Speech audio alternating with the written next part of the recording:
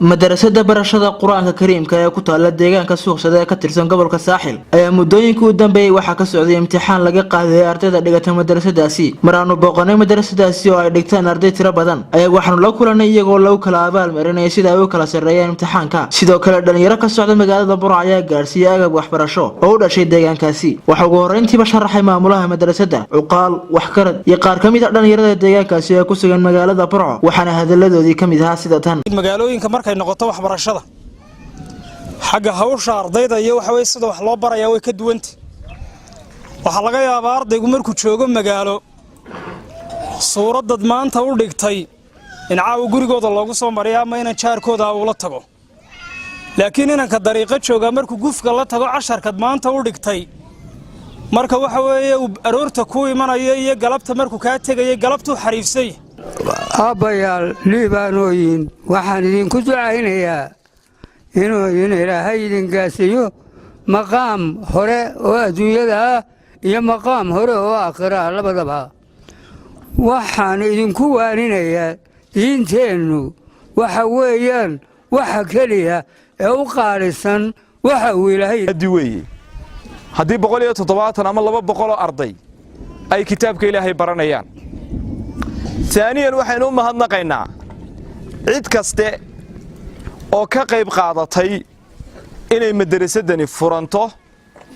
oo sidan maanta ay tahay ay noqoto oo Ilaahay subxaanahu wa ta'aala gacmahooda uu ku yasiray oo ay ugu horeyso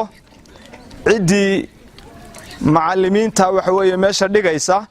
ama macallinka meesha dhigaya mushaharkiisa qaabishay waxaynu leenahay Ilaahay subxaanahu wa ta'aala miisaanka xasanaadka ha ugu siyaadiyo cid kaste oo odayaasha deegaanka ama dadka magaalada jooga ah oo ka qayb qaadatayna waxaynu leenahay Ilaahay subxaanahu wa ta'aala miisaanka xasanaadka ha ugu siyaadiyo yawma la yanfa'u maalun wala banuun Ilaahay subxaanahu wa ta'aala ha tuso xasanaadkooda ardaydana waxaan leeyahay nimcada qaaliga ah ee haysataan idinkoo tuuladiinni miigiinni joogayn macallin quraan idin baraya oo idinku yimi waa wax Ilaahay subxaanahu wa ta'aala loogu mahadnaqaa runtii in tira intan leegi ay madrasad tuulo ku taala dhigataa waa arrin aad iyo aad u cajiib ah waa arrin aanay dad fara badani haysanin waxaan halkan si gaar ah uga mahad celinayaa xafladan maanta aynu joogno oo ah in jawaa'is la siiyo ardaydii imtixaanka kaalmaha hore ku guuleysatay iyo qalabayn xagga madrasada ah intaba waxa ka soo qayb qaatay dad waxa weeye deegaankan u dhashay oo قال رسول الله صلى الله عليه وسلم خيركم من تعلم القرآن وعلمه waxay ku khayr badan ka quraanka intuu barto dadka sii bara ayuu rasuulku sallallahu alayhi wasallam marka waxaan kula dardaarmayaa ardaydan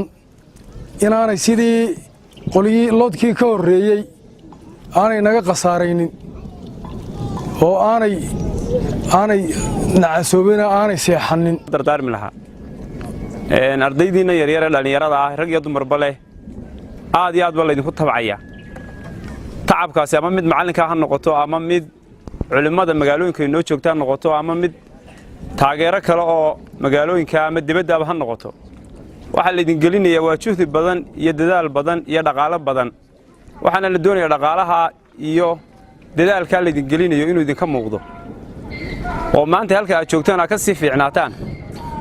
أو إما كدينا كي رأي القرآن كآخرية يقولي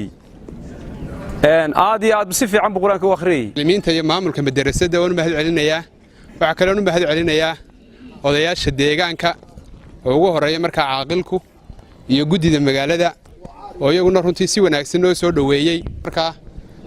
يجينا وأنا بهذا علينا إياه ويقولنا رنتي كقرب قاتل شوايس يهوشا وعكلنا بهذا علينا إياه معلمين تي إلى حالة تولينا نتشوكتي امتحان كديارسي إلى ساك ku guda jirtay marka sixitaanka iyo ardayda ay si fiican imtixaanka uga qaadaan oo kale waxa ma hesheen